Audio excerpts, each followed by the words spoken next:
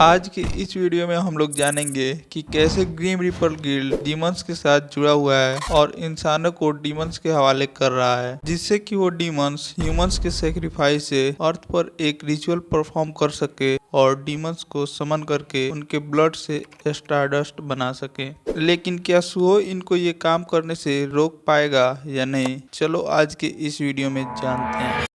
वैसे episode start करने से पहले मैं स्पॉइलर अलर्ट दे रहा हूँ, और तुम लोगों को स्पॉयलर्स नहीं चाहिए तो पहले तुम लोग सोलो लेवलिंग रैग्नारॉक के चैप्टर नंबर 16, 17 और 18 को रीड करके फिर इस वीडियो को देख सकते हो। तो अब वीडियो स्टार्ट करते हैं। इस एपिसोड की स्टार्टिंग में हम लोग एक डंजन का सीन देखते हैं, जहाँ सुहो और उसका टीचर एक डंजन रेड टीम के साथ एक कलेक्टिंग टीम बनकर आए थे, जहाँ वो हंटर्स कुछ मॉन्स्टर्स को हंट करते हैं और सुहो अपने शैडो सोल्जर्स को समन करता है, जिससे यहाँ मौजूद सारे मॉन्स्टर्स को ये कलेक्ट कर सके। यहाँ सुहो ये भी हम लोगों को बताता है कि उसके इंटेलिजेंस स्टेट के बढ़ने की वजह से अब वो 7 शैडो सोल्जर्स को समन कर सकता है। इसके बाद इस डंजन रेड टीम का लीडर सबसे बोलता है कि हमें यहाँ कुछ समय तक वेट करना होगा, क्योंकि कलेक्टिंग टीम में सिर्फ 2 मेंबर्स ही हैं। लेकिन जैसे ही उसकी नज़र पीछे की तरफ जाती है तभी वो काफी हैरान होता है, क्योंकि सुहो के शैडो सोल्जर्स ने सारा काम पहले ही समाप्त कर दिया था।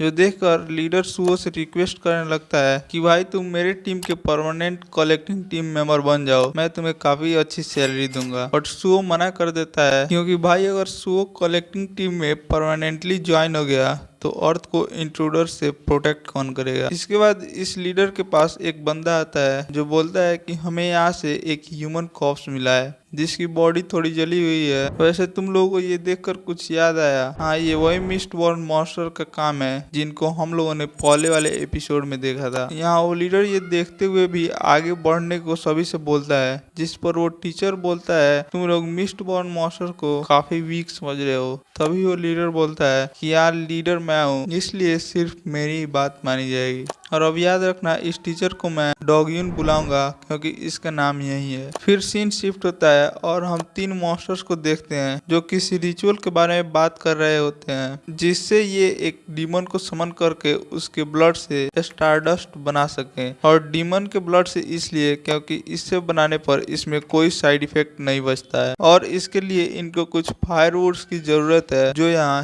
ह्यूमंस हैं। तभी इनको कुछ हंटर्स के प्रेजेंस का एहसास होता है, जिस पर ये लोग काफी खुश हो जाते हैं और बोलते हैं अब हम लोग इन हंटर्स से अपने फायरवुड की जरूरत को पूरा कर सकते हैं। इसके बाद इनमें से एक मॉन्स्टर हंटर्स के पास आने लगता है। फिर हम हंटर्स की टीम को देखते हैं, जिनका टीम लीडर एक स्टारडस्ट निकालकर सभी को दिखाता है, जो देखकर इसके सभी टीम मेंबर्स काफी हैरान होते हैं, क्योंकि इसका मार्केट में मिलना काफी मुश्किल है। तभी इनके पीछे से वही मॉन्स्टर आता है जो इस लीडर के पीठ में अपना वेपन स्टैब कर देता है और उस स्टारडस्ट को कंज्यूम कर लेता है। इसके बाद तुम लोग जानते ही हो यहाँ क्या हुआ होगा। तभी हम सुहो को देखते हैं, जिसको सिस्टम एक क्वेस्ट देता है जिसमें लिखा था कि सुहो को 7 सर्वाइवर्स को डीमन के पास से रेस्क्यू करना है, और जितने लोगों को सुहो रेस्क्यू करेगा सुहो को उतना ही अच्छा रिवॉर्ड मिलेगा। इसके बाद सुहो डॉगियन को डंजन से बाहर शैडो सोल्जर्स के साथ भेज देता है और खुद ग्रे के साथ मर्ज होकर उन डीमन मॉन्स्टर्स के पास पहुंचता है, जहां इसकी फाइट डीमन मॉन्स्टर के साथ स्टार्ट हो जाती है। पहले तो सुहो एक मॉन्स्टर पर भारी पड़ता है कि तभी वहां मौजूद दोनों डीमन मॉन्स्टर्स भी एक एक स्टारडस्ट को कंज्यूम करके इस फाइट में ज्वाइन हो जाते हैं। तभी सुहो अपने शैडो सोल्जर्स को समन करता है, जो देखकर ये बोलते हैं ये तो शैडो मोनार्क की पावर है जिसने हमारे डीमन रेस को खत्म किया था। और अगर तुम लोग को याद हो तो ये वही मॉन्स्टर्स हैं जिनके रेस को जिन्हू ने टावर क्लाइम करते वक्त खत्म किया था। फिर इनमें से एक डीमन बोलता है कि ये शैडो मोनार्क के पावर को तो यूज कर पा रहा है, लेकिन ये शैडो मोनार्क से काफी वीक है, तो इसके खिलाफ हम लोग जीत सकते हैं। तभी हम लोग पास्ट में सुहो और बेरू के कन्वर्सेशन को देखते हैं, जहाँ बेरू बोलता है कि आपको ब्रोकी के कॉर्प्स को प्रिजर्व कर लेना चाहिए, क्योंकि टाइम के साथ शैडो सोल्जर्स और डेथ के बाद वीक होते जाते हैं। फिर सीन प्रेजेंट में आता है, जहाँ सुहो ब्रोकी से बोलता है तुमने अपनी लास्ट टाइम रिग्रेट में बिताई थी, क्योंकि तुम्हें इतारिम के लोगों ने कंट्रोल किया था, तो इसलिए मैं तुम्हें फिर से एक बार वॉरियर की लाइफ देने वाला हूँ, तो क्या तुम मुझे ज्वाइन करना चाहोगे। इसके बाद ब्रोकी उठ खड़ा होता है और डीमंस पर अटैक कर देता है, जो देखकर ये भी हैरान होते हैं कि इनको अभी तक पता नहीं था कि ब्रोकी को मारने वाला यही इंसान है।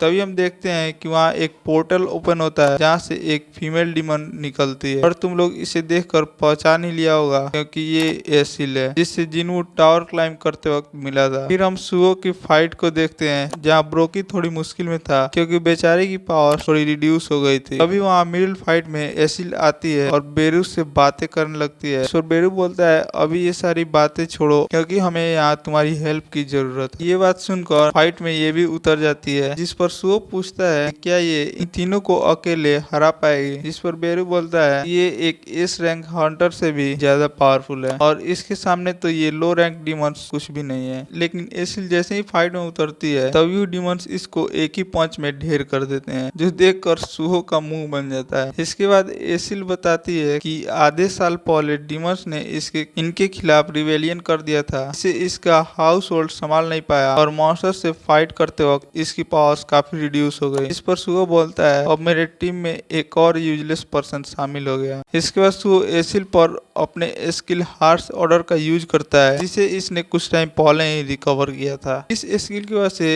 एसिल के स्टैट्स 50% से इंक्रीज हो जाते हैं और ये एक डीमन पर अटैक कर देती है जो देखकर सुहो बोलता है चलो अब कम से कम 1v1 पर फाइट तो पहुंची। फिर सुहो भी एक डीमन से फाइट करने लगता है और थोड़ी देर बाद उसे डिफीट कर देता है। तभी हम देखते हैं सुहो का गॉन्टलेट उसके सोल को एब्जॉर्ब कर लेता है जिससे इसकी फिजिकल डैमेज 31% से इंक्रीज हो जाती है। तभी हम एसिल की फाइट को देखते हैं जहाँ बेरू के स्किल का इफेक्ट खत्म हो जाता है। ये देखकर इससे फाइट कर रहा डीमन काफी खुश होकर इसको एब्जॉर्ब करने के लिए बढ़ता ही है कि तभी सुओ इस पर अटैक करके मार देता है और लास्ट डीमन जो कि ब्रोकी से फाइट कर रहा था इस पर भी सुओ अटैक कर देता है। ब्रोकी इसे फिनिश कर देता है और यहाँ मॉन्स्टर्स को मारने की वजह से सुओ का लेवल 20 से ऊपर पहुंच जाता है जिसकी वजह से इसे शैडो परचेस नाम की स्किल मिलती है जिससे सुओ अब अपने शैडो सोल्जर्स को स्टोर कर सकता है। ये अब एक दिन के बाद गायब भी नहीं होंगे। तभी हम एसिल को देखते हैं बेरू से पूछती है कि आखिर ये है कौन जो शैडो मोनार्क की पावर्स को यूज कर पा रहा है। इस पर बेरू बोलता है तुम ध्यान से याद करो तुम्हें पता चल जाएगा। इस पर एसिल को याद आता है ये तो जिन्वू का सन है। और आज की वीडियो में इतना ही। अगर वीडियो पसंद आई है तो वीडियो को लाइक करके चैनल को सब्सक्राइब भी कर देना और मिलते हैं अगली वीडियो में। तब तक के लिए बाय।